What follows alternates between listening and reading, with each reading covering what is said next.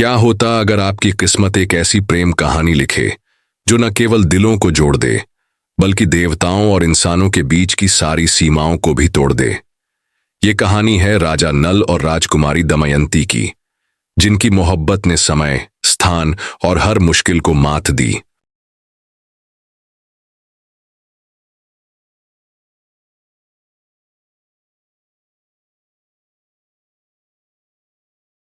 युगों युगांतर से अनंत ब्रह्मांड में घूम रही जगत जननी मां धरती ने अनेकों ऐसी ऐसी घटनाएं और रहस्य अपनी आंखों से देखे हैं, जिनकी आज शायद हमारे लिए मात्र कल्पना कर पाना भी संभव नहीं होगा। कुछ घटनाएं हमेशा हमेशा के लिए धरती माता की गोद में दफन हो गई, तो वहीं कुछ घटनाएं अपने अस्तित्व का प्रमाण पीछे छोड़ गई। जिन घटनाओं को पत्थरों पर गोद दिया गया, उन्हें आज शिलालेख बोलकर इतिहास के नाम पर प्रमाणित किया जा सकता है, तो वहीं कुछ घटनाओं को लोगों ने हमेशा अपने दिलों में जिंदा रखा और गुजरते समय और बदलते दौर के साथ साथ पीढ़ी दर पीढ़ी अपने बच्चों और वंशजों को सुनाते रहे। निरंतर घूम रहे इस कालचक्र के पहिए तिले इन घटनाओं के होने या फिर ना होने के प्रमाण भी पिसते चले गए। कुछ शेष रह गया तो वह था लोगों के दिलों में जीवंत विश्वास। ऐसी ही एक घटना आज हम आपको सुनाने जा रहे हैं। भाग्य और विधाता द्वारा लिखी गई एक ऐसी ही अनकही और अनसुनी प्रेम कहानी, जिसे सुनकर आप भी अपने दांतों तले उंगली दबाने पर मजबूर हो जाएंगे।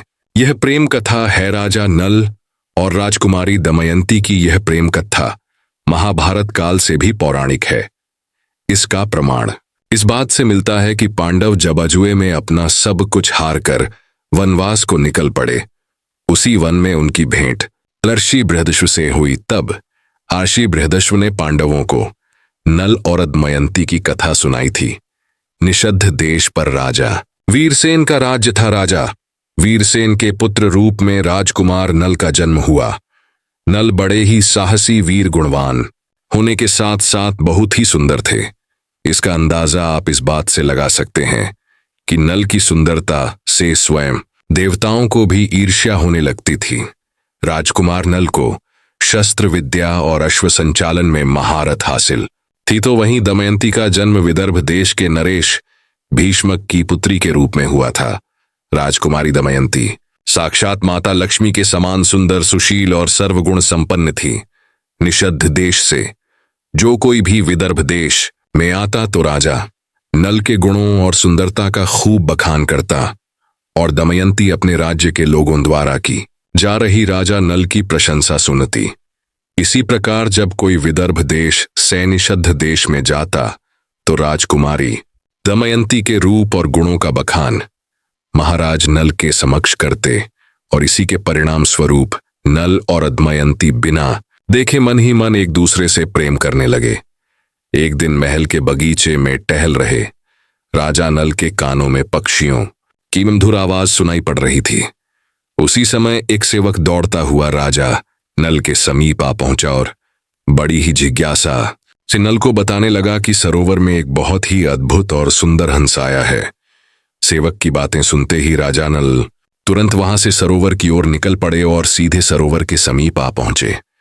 उन्होंने देखा सेवक के बताए अनुसार वहां वास्तव में ही एक बहुत ही सुंदर और अद्भुत हंस था। राजा नल बिना कुछ सोचे समझे उस हंस को पकड़ने के लिए आगे बढ़ने लगे। राजा को अपनी ओर आते देख हंस तेजी से दौड़ पड़ा। राजा नल भी तेजी से उसका पीछा करने लगे। कुछ समय की भागदौड़ के पश्चात अंततः हंस राजा नल के हाथों पकड़ा गया। घबराहट के मारे हंस नल के हाथों से स्वयं को छुड़ाने का प्रयत्न करने लगा, किंतु राजा नल की बाजुओं ने हंस को इस प्रकार जकड़ लिया था कि अब हंस को हिल पाना भी असंभव लगने लगा। तब हंस राजा के सामने विलाप करने लगा कि मेरा परिवार यहां से बहुत दूर विदर्भ देश के राजा भीष्मक के सरोवर में रहता है। मेरी हंसनी मुझसे अत्यधिक प्रेम करती है और मेरे वियोग में रो रो अपने प्राण त्याग देगी। अतः हे राजन, मुझे अपनी बाजुओं से आजाद कर दीजिए। मैं अब यहां कभी लौट कर नहीं आऊंगा। हंस की बातें सुनकर राजा नल का हृदय दया और करुणा से भर आया, जिसके परिणाम स्वरूप राजा ने हंस को आजाद कर दिया। हंस राजा नल की दयालुता से अत्यधिक प्रभावित हुआ और पुनः अपने परिवार के पास विदर्भ देश लौट आया। अपने परिवार के पास लौटकर हंस ने अपनी हंसनी को सारा वृतांत कह सुनाया, जिसके बाद हंस ने राजा नल के स्वरूप और गुणों का आबखान करते हुए कहा कि हमारी राजकुमारी भीलक्ष्मी के समान गुणवान और रूपवती है। स्वयं देवता भी दमयंती को पत्नी रूप में पाना चाहते हैं, अतः नल और दमयंती एक दूसरे के लिए योग्य है। इसी प्रकार कुछ दिन और बीत गए और एक दिन सखियों संग बगीचे में विचरण करते हुए राजकुमारी दमयंती सरोवर के पास आकर बैठ गई और सरोवर में खिले कमल के सुंदर फूलों को निहारने लगी। तभी उसकी दृष्टि उसी सुंदर हंस पर पड़ी। राजा नल के भांति दमयंती भी हंस को पकड़ने की कोशिश करने लगी। वह हंस को पकड़ने के लिए जैसे ही उसके पास पहुंची, तब हंस ने मुस्कुराते हुए कहा कि हे राजकुमारी, मेरी सुंदरता तो राजा नल के सामने कुछ भी नहीं है। राजा नल बहुत ही दयालु, गुणवान और देवताओं से भी अधिक सुंदर है, अतः मुझे पकड़ने की बजाय आपको राजा नल की ओर आकृष्ट होना चाहिए। हंस की बात को सुनकर दमयंती आश्चर्यचकित रह गई और हंस से प्रश्न करते हुए बोली कि आखिर तुम राजा नल के विषय में कैसे जानते हो? तब हंस ने प्रत्युत्तर देते हुए कहा, राजकुमारी, मैं कई देशों में भ्रमण करता रहता हूं, लेकिन नल जैसा दयावान सुंदर राजा मैंने कहीं नहीं देखा है। यूं कहूं तो आप दोनों एक दूसरे के लिए योग्य जान पड़ते हो। हंस की बात सुनकर दमयंती मन ही मन राजा नल के स्वरूप की कल्पना कर उनसे प्रेम करने लगी और हमेशा नल की कल्पना में खोई रहती। ऐसे ही कुछ समय और बीत गया और एक दिन जब विदर्भ नरेश अपने कक्ष में राज्य से संबंधित कार्यों में व्यस्त थे, तभी महारानी महाराज के समक्ष उपस्थित हुई।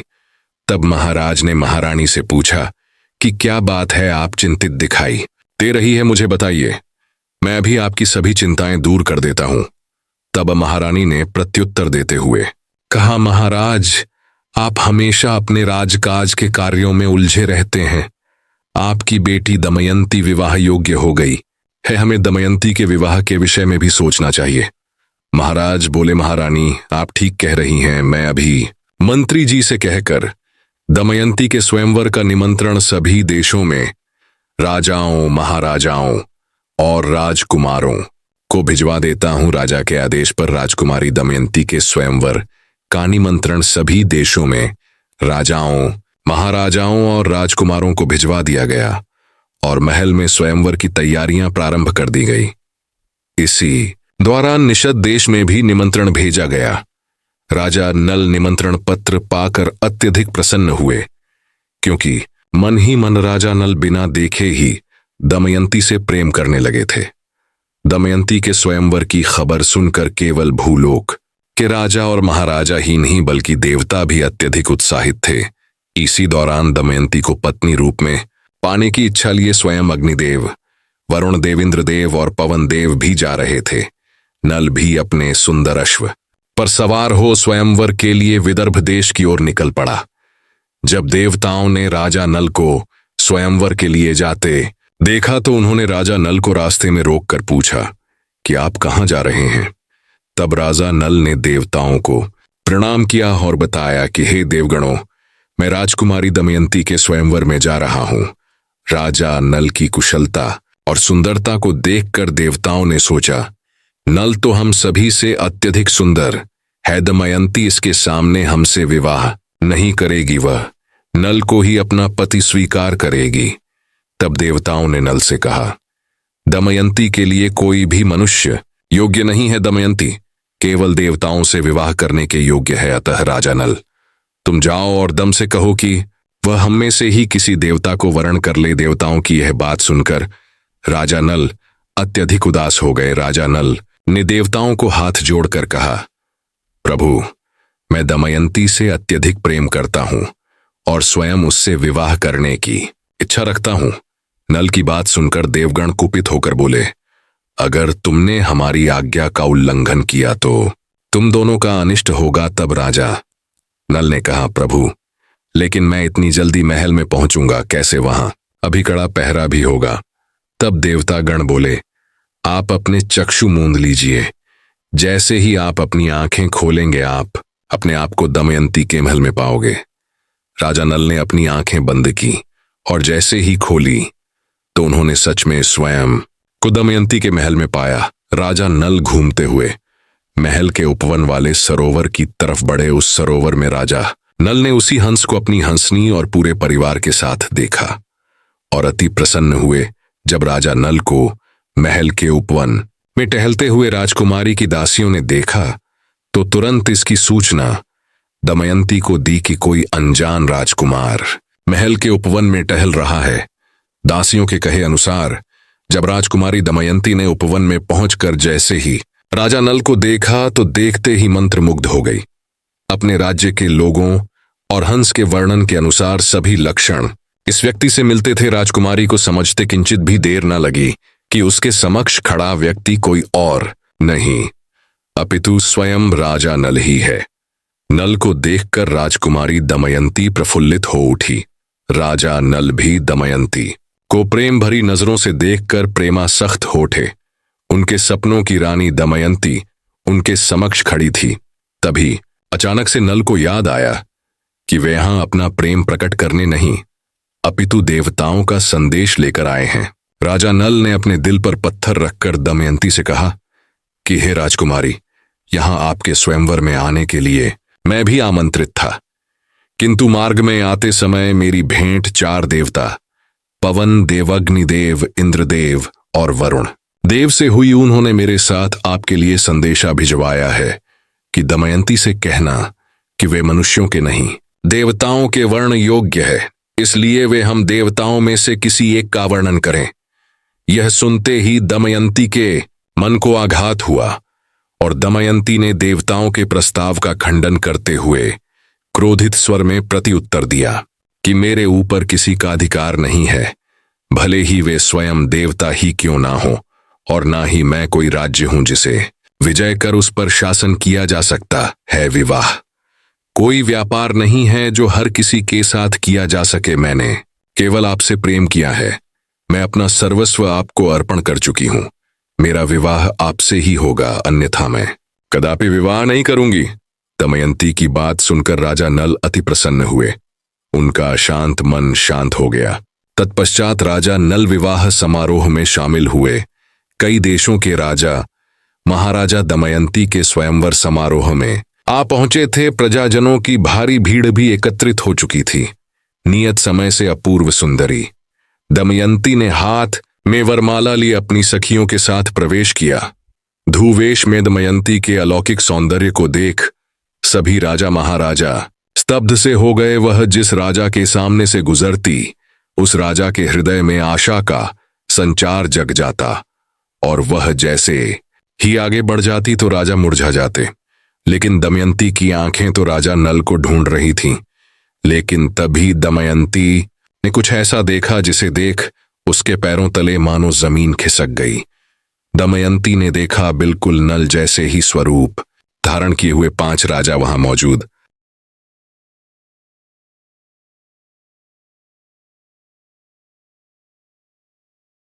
सुनहरी कहानियां, लाइफ के हर मोड़ पर दिल छूने वाली प्रेम कहानियां। सब्सक्राइब करें और हमारे साथ सफर पर निकलें। यह कहानी है राजा नल और राजकुमारी दमयंती की, जिनकी मोहब्बत ने न केवल समय और सीमाओं को चुनौती दी बल्कि देवताओं के दिलों को भी छू लिया। क्या होता अगर उनकी किस्मत एक दूसरे से मिलती? इस प्रेम कथा में हम आपको ले चलेंगे उन अनकही और अनसुनी प्रेम की गाथाओं के सफर पर, जहां प्यार, विश्वास और भाग्य का अद्भुत संगम है। अगर आपको ये कहानी दिलचस्प लगी हो तो लाइक और सब्सक्राइब जरूर करें ताकि आप ऐसी और भी दिल को छू लेने वाली कहानियां सुन सकें।